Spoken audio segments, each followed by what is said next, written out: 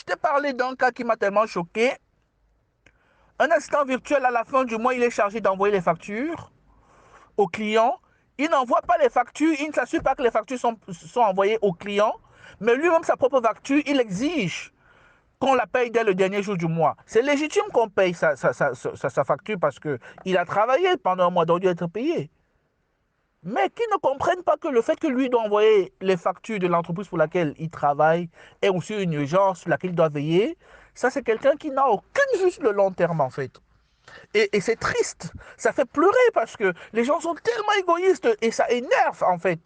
Tu vois, on est choqué parfois entre le fait de soutenir les gens parce qu'on se dit il faut aller loin et le fait de dire mais quel est cet égoïsme où finalement au fond les gens ne pensent qu'à eux. Tu vois, c'est tellement choquant en tout cas pour moi.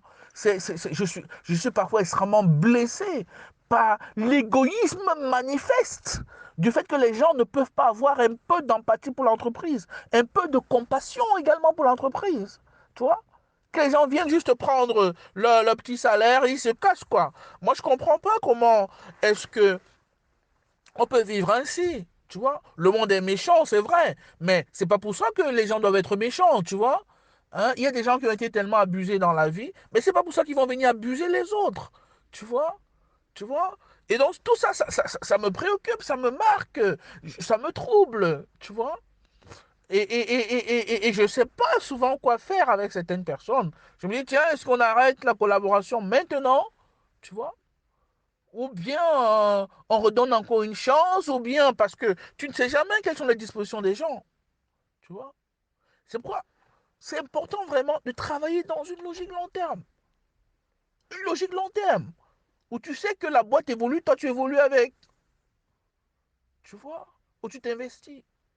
Et pour vous qui êtes chrétien, je veux dire, même si la boîte ne s'investissait pas, toi tu dois faire ton travail quand même correctement, avec cœur. Moi je me souviens un jour d'une assistante virtuelle qui m'a dit, si tu augmentes mon salaire, je serai beaucoup plus appliqué. Je me suis dit, ah, Seigneur. Donc avant, il n'était pas impliqué. C'est ce qu'elle vient de me dire. Tu vois? Au lieu de se dire, moi je travaille de manière appliquée, produire le résultat et demander ce qu'il faut. On peut même, moi avant d'être indépendant, j'ai travaillé comme cadre d'entreprise. Moi, je me souviens parfois, dans les transports en commun, j'étais en train de lire certains documents de l'entreprise parce que je comprenais que j'ai des responsabilités. Certes, j'étais comme cadre, c'est vrai. Mais même si on est employé, surtout quand on est en train de commencer de prendre ses marques, on peut parfois faire des petits sacrifices personnels, tu vois, dans une logique long terme, tu vois.